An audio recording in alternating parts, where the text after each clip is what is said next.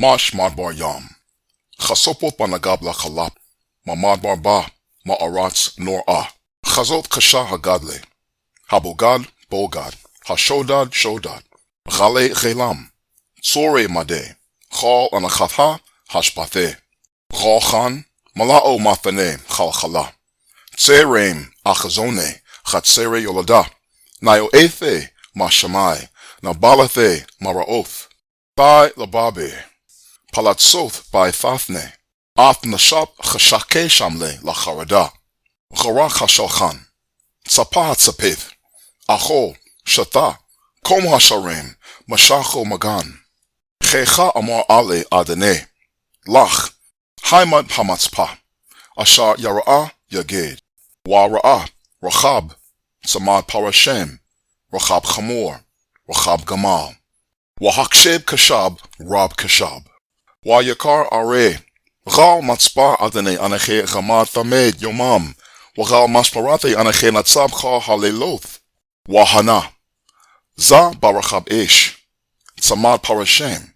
Wa Yain. Wa Ya'amar. Napala Babal. Wachal Pasele Aleha. Shabar La Aratz. Madashte. Baban Garane. Ashar Shemaite Ma'ath Ya'oh Tzabaoth Ala'e Yashai-Ya'oh Hagate Lacham. The burden of the wilderness of the sea. As hurricanes of the south sweeping through, from the wilderness it comes, from a land of terror. A hard vision is declared to me. The treacherous one deals treacherously. The spoiler spoils. Go up, Chilam. Besiege Madeh. All the groanings thereof have I caused to cease. Therefore they are filled my loins with anguish. Pangs seize hold of me like the pangs of a woman in labor. I was bent over from hearing. I was dismayed from seeing. Panted my heart. Fearfulness affrighted me. The twilight of my pleasure he set to me for trembling. Prepare the table. Set the watch in the watchtower. Eat. Drink. Arise, you princes. Anoint you all the shield. For thus he said to me, my Lord, Go, cause to stand the watchman. That which he will see, let him declare.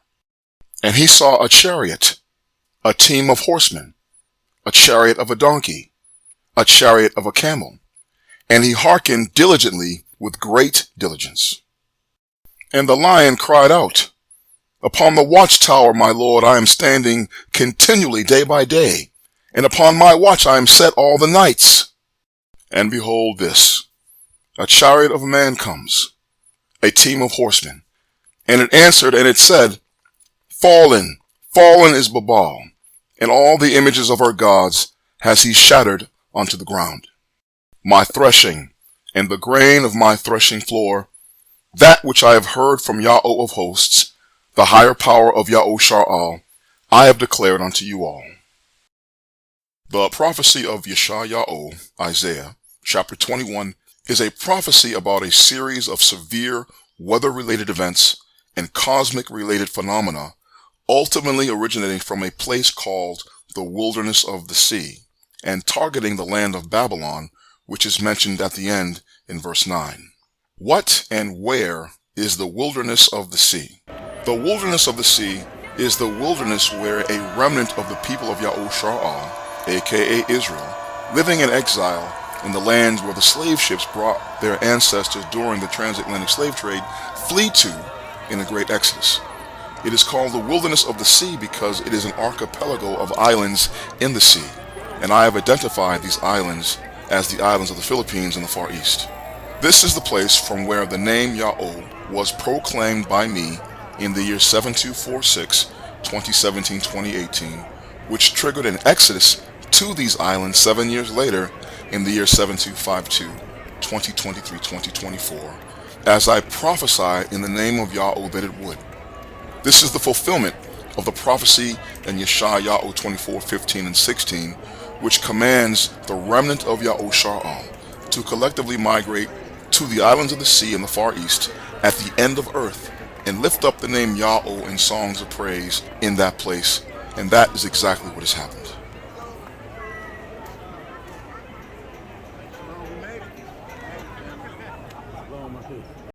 The burden of the wilderness of the sea has a lot to say about violent whirlwind storms, hurricanes to be exact, which is the meaning of the word sopah in verse 1.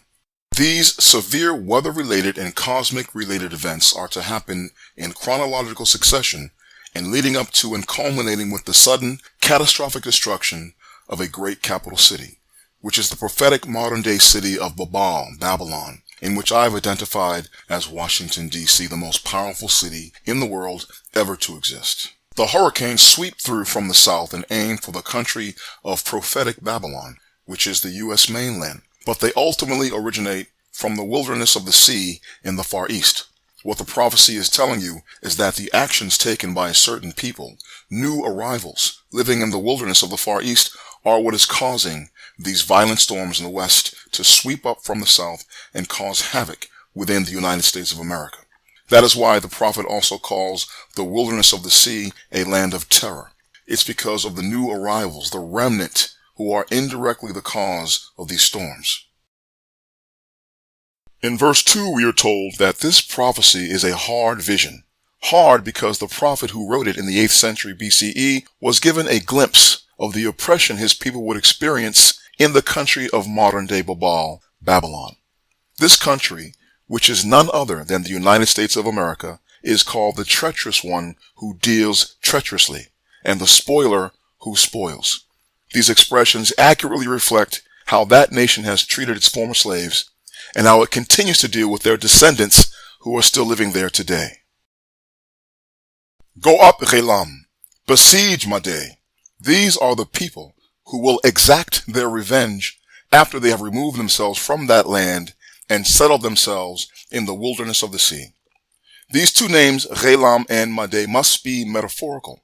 The word Ghelam means hidden one, and the word Madeh means my measure. Their groanings have been made to cease because their oppression and their exploitation in the primary land of their captivity in the West ended when they made an exodus and migrated to the wilderness of the sea in the Far East. Once there, they will no longer be suffering the pain of the curses, which the prophet Yashai-Ya'oh mentions in verses 3 and 4, that he saw it beforehand and that he was deeply dismayed at seeing it. These two names cannot be taken to be the literal nations of ancient Elam and Media, or the prophecy is false, for these two nations never destroyed ancient Babylon. They are instead apt prophetic descriptions of the remnant. The remnant is the measure, the select few who are hidden away in the wilderness for their protection. They are the ones who the most powerful nation on earth in history has dealt treacherously with and exploited, and now it is time to settle the score. In verse 5, we have a series of imperative commands addressed to the remnant in the wilderness of the sea. The first imperative, prepare the table, means set the table for the gatherings of the remnant. It briefly describes what life will be like in the wilderness. The people will gather frequently and enjoy food and fellowship. The second imperative, set the watch in the watchtower. This is the appointment of a nabe, a prophet, to lead the remnant. A prophet is a watchman who is sent unto the house of Yahweh. Compare Ya'oh Chazakal, Ezekiel, chapter 3, verse 17, and chapter 33 and verse 7. His job is to hear the word of Yahweh at his mouth, and then give the people the information and the warning from him. The third and the fourth imperatives, eat, drink. These describe the life of leisure, security, and satisfaction the remnant will experience in the wilderness of the sea. They will be enjoying life by eating and drinking, a vast improvement to the life they once knew in the lands of their captors in the Americas. The fifth imperative, arise, you princes. This is the call to organize and to put structure in place to set up righteous men as chiefs and leaders of their tribes. The sixth imperative command, anoint the shield, you all. This is a call to arms, to prepare the remnant for battle. Their enemy is Babylon, the treacherous dealer who deals treacherously. And their war against Babal is waged remotely from the wilderness, that is, out in the open field, away from the city, as it is written in the prophet Micah, chapter 4 and verse 10. Anointing the shield with oils may have had a practical purpose in ancient warfare to preserve the leather of the shield and to prevent it from becoming brittle in the course of the war. But since literal shields will not be utilized in this war by the remnant in the wilderness of the sea, The anointing of the shield must represent the fact that they fight with prophecy and not with conventional weaponry. They will besiege and bring down Babel by prophesying against it from the wilderness and summoning forth one catastrophe after another until the day the city of Babel is utterly destroyed.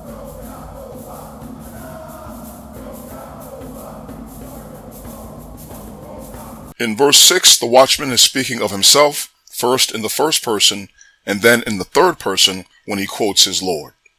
For thus he said to me, my Lord, go, cause to stand the watchman, that which he will see, let him declare.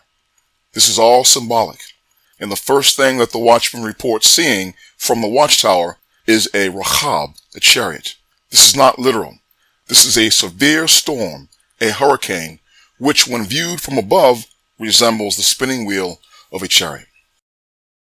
The remnant descended upon the wilderness of the sea as prophesied by Hosea, chapter 2, verse 14, and by Yashai-Ya'oh, Ezekiel, chapter 20, verses 34 to 37, in the Exodus year 7252, 2023-2024.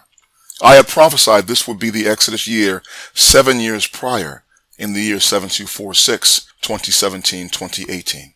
When the remnant started coming as prophesied, one by one, Yashai-Ya'oh 27 and 12, and one of a city and two of a family, Ya'oh Jeremiah 3:14, I began to mobilize them for the war against Babel, and we began to prophesy on the 10th month, the 5th day of the month, in the year 7252, December 24th, 2023.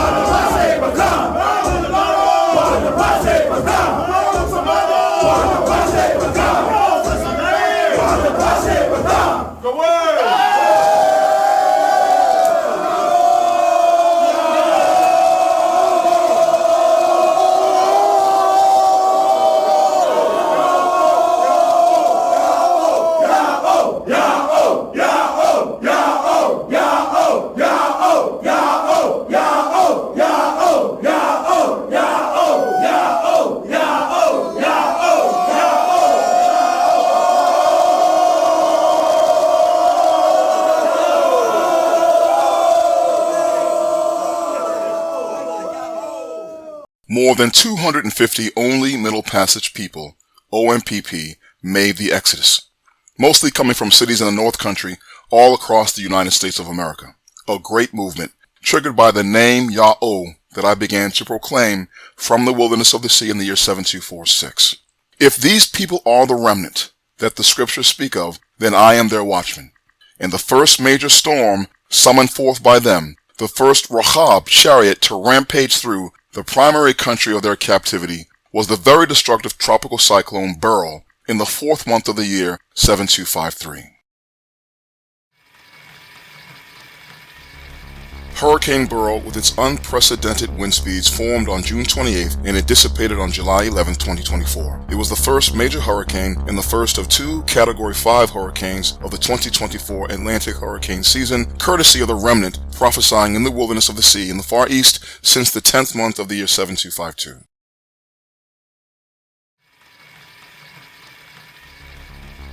The next phenomenon that the watchman saw was a Tzamad Parashem, a team of horsemen. This was the huge fireball meteor streaking across the daytime sky like a team of horses racing together in the same month 4 of the year 7253, July 16, 2024. The fireball was observed over New York, New Jersey, and surrounding states, with reports of an extremely loud boom and a great shaking of the ground caused by the meteor's entry into the atmosphere. The NASA Meteor Watch estimated that the fireball was first sighted at an altitude of 49 miles above Upper Bay, east of Greenville Yard, moving east of north at 38,000 miles per hour, and it is believed to have disintegrated 29 miles above Midtown Manhattan. NASA could not track the incoming meteor until it was too late to warn people about it. The rock approached the Earth completely undetected, which is something to keep in mind when we reach the end of this discussion.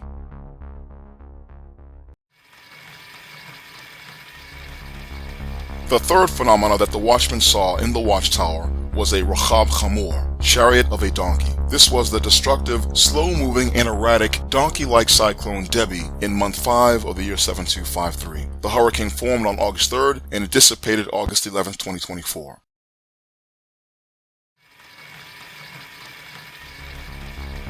The fourth phenomena that the Watchman observed from the watchtower was a Rachab Gamal, a chariot of a camel. This was the very destructive tropical cyclone Helen, with its path having the distinct shape of a camel's back, in month 7 of the year 7253. The hurricane formed on September 22nd and it dissipated on September 29th, 2024. This was the deadliest storm to hit the U.S. mainland since Katrina in 2005, and it directly caused over 150 fatalities. Hurricane Helen was the third major hurricane to run into the United States in the 2024 Atlantic hurricane season, courtesy of the remnant prophesying in the wilderness of the sea in the Far East.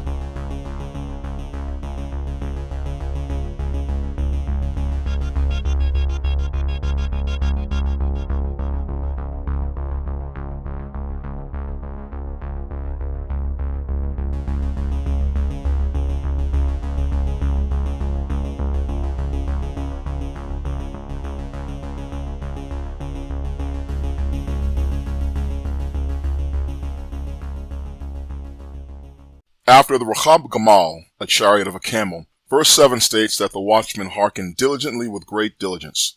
Because I am the watchman for the remnant in the wilderness of the sea, I can tell you my opinion of what this verse means, and you may take it with a grain of salt. The watchman is diligent about making sure that his understanding of the events is correct in terms of biblical prophecy, and that his warnings to the people about these events are not false alarms. That is exactly what I was doing day after day and night after night for the entire duration of the year 7253, 2024, 2025. But I was becoming frustrated, and I'll tell you why. According to prophecy, the day of vengeance is supposed to follow immediately after the year of Yahweh's acceptance, according to Yashai-Ya'oh chapter 61 and verse 2. The Exodus year 7252, 2023-2024 was the acceptable year of Yahweh. So I prophesied in advance that we would begin to see the wonders of unprecedented natural disasters hit the United States of America in the year 7253, and that is what has happened. 7253 was indeed the day that vengeance began to be poured out upon the land of prophetic Babylon. The year 7253 witnessed the sun turn black in the first month and the moon turn to blood in the 12th month, as it is written in the prophecy of Yahweh, Joel, chapter 2, verse 31. The great and terrible day of Yahweh cannot be too far off from these signs in the heavens, or they will begin to lose all their significance as the heralds of that great day. The year 7253 also witnessed the mustering of the sanctified ones for battle, the ones coming from a far-off land at the end of heaven, the weapons of his indignation to destroy the whole world, as it is written in Yashai-Ya'oh chapter 13, verses 3 through 5. As I have said, these men of war do their fighting by prophesying from the wilderness of the sea. They do so with their voices lifted up to make a tumultuous noise in the mountains as if many nations are clamoring together. These men are organized, a great nation from out of the north country, the arm of Yahweh, and there has never been the like, neither will there be any more after it, as it is written in Yahweh, Joel, chapter 2, verses 2 through 11. They are the Madeh, my measure, and their bows will dash young men to pieces. They will have no pity on the fruit of the womb, and their eye will not spare children, as it is written in Yashai-Ya'oh chapter 13, verses 17 and 18. We began prophesying against Babal in the Exodus year on the 5th day of the 10th month, which converts to December 24, 2023. We commenced the organized siege of Babal with a formation set in battle array on the 10th day of the 10th month of the year 7253, which converts to January 10, 2025. This was the same month and the same day of the month that the Babylonian army of Nebuchadnezzar II laid siege to the city of Jerusalem in the 6th century BCE, according to Yashai-Ya'oh, Jeremiah 52:4. The arrows my men have been shooting at the land of Babal from the wilderness of the sea at a great distance are what has caused all of the unprecedented severe weather-related disasters in the land of prophetic Babylon in the year 7253, and it will only continue and increase. None of their arrows will return void. I became frustrated because, in the midst of so many signs, I had hoped that the year 7253 would also be the year for the fall of the capital city of Babylon. I even asked Ya'oh by lots for confirmation before I said anything, so as not to speak presumptuously.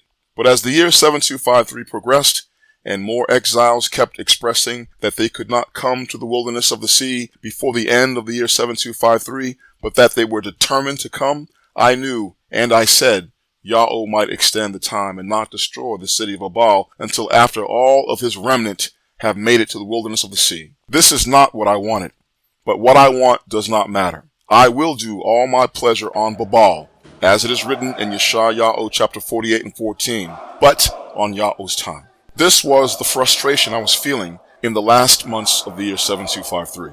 And this is what verse 8 is all about. It turns out that the Watchman is also a lion, which means he is not just a prophet, he is also a king. A king appointed to gather and shepherd the remnant of Ya'oh in the wilderness of the sea righteously, and lead the war effort against the land of prophetic Babylon.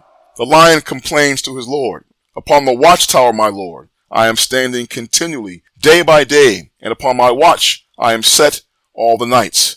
Meaning, he has been standing at his post in the watchtower for a very long time, but he has yet to see the event that is the most eagerly anticipated, i.e. the fall of the city of Babal. Day after day, and all the nights would indicate that he has been at his post for a full year. In other words, after a year of waiting, he becomes impatient, and he cannot contain himself, and he roars out a roar of frustration. That was me. After the Rachab Gamal, a chariot of a camel, the lion is supposed to see a Rachab-Eish, a chariot of a man, in verse 9. But I did not know what to identify the Rachab-Eish with until the very last month of the year 7253. That is when I began to complain. So I went back over all the events of the year to study them diligently to see if I had missed anything. Then my Lord opened my eyes. I initially missed Hurricane Debbie, and this made Beryl, Helen, and Milton the only major hurricanes to hit the U.S. mainland in the year 7253 in my first analysis of the events, but 4 major hurricanes are needed to fit the prophecy. Once Hurricane Debbie was included among the hurricane phenomena, the Rachab-Eish was manifested to be Hurricane Milton. Behold this, a chariot of a man comes.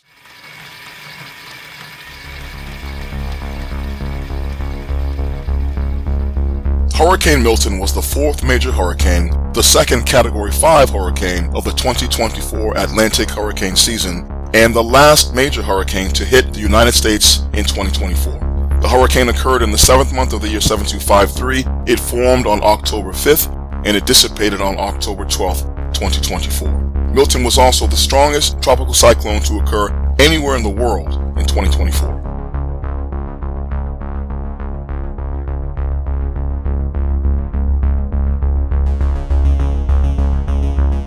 Originally, I thought the Rachab-Eish should be the weakest of the 4 hurricanes, since even the strongest man is not as strong as a donkey or a camel. But in reality, the deadliest creature on earth has always been man, and man is preoccupied with shooting. He shoots balls, bullets, rocks, darts, fire, arrows, etc. The reports of more than 170 tornadoes across the state of Florida during Hurricane Milton make it the largest outbreak of tornadoes in a hurricane in history. Like a trigger-happy man, Hurricane Milton did the most tornado shootings of any hurricane ever recorded, courtesy of the remnant prophesying in the wilderness of the sea. I can already hear my critics and their objections, so let me address them now. The main objection to my analysis would be that hurricanes hit the United States almost every year because the hurricane season in the United States is from June to November every single year. That's true.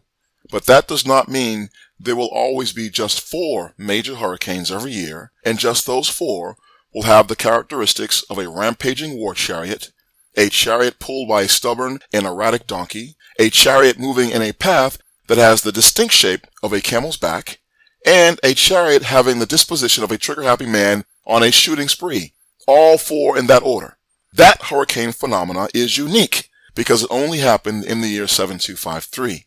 And that means we can pin the tail on the donkey because there is a perfect match with this particular hurricane season and the prophecy of Yashai-Ya'oh chapter 21, which is about hurricanes hitting the land of prophetic Babylon at the same time that a remnant gathered in the wilderness of the sea is prophesying against that land.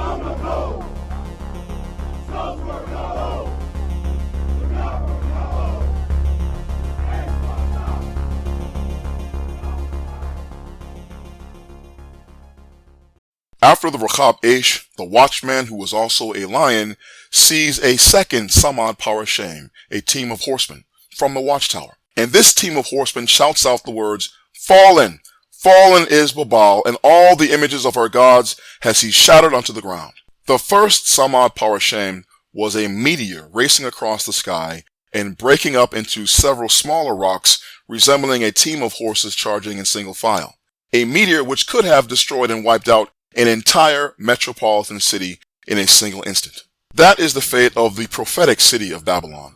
It will be totally destroyed in an instant, according to Yashai-Ya'oh chapter 47 and 9. And the destruction of the city will come from the skies above it, the same way the biblical cities of Sodom and Gomorrah were overthrown by a meteor airburst which incinerated them instantly and rendered them uninhabitable unto this day. The same will happen to the prophetic city of Babylon. It will never be rebuilt, and it will never be inhabited ever again. For those of you who still wish to believe that Yashai-Ya'oh chapter 21 is talking about the fall of ancient Babylon, it must be noted that Cyrus the Great and his Persian army did not shatter the idol gods of ancient Babylon onto the ground when he captured the city of Babylon peacefully in the year 539 BCE. On the contrary, he protected and magnified all the gods of Babylon, and he referred to the chief god of the Babylonian pantheon, Marduk, or Mardouchbag, as I like to call him, as his Lord.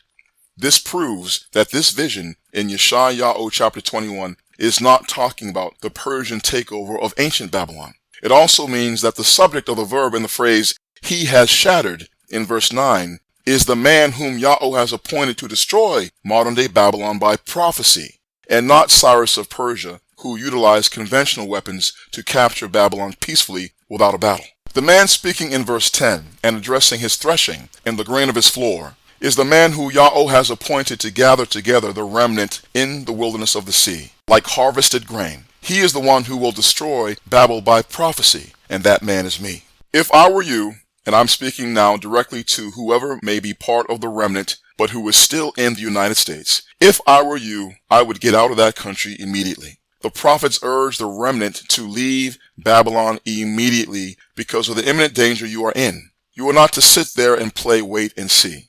If this destruction happens, and it will happen soon, and you are still in that country, the chances of you being able to leave will decrease drastically, and you will be caught up in the chaos and in the darkness that descends upon that land in the aftermath of the destruction of the world's most powerful city, the beginning of a new world without America. There will be civil war, civil disobedience, mob violence, race war, martial law, and all ports of entry and exit will be closed. And unless you possess a substantial amount of wealth and connections, you will be trapped.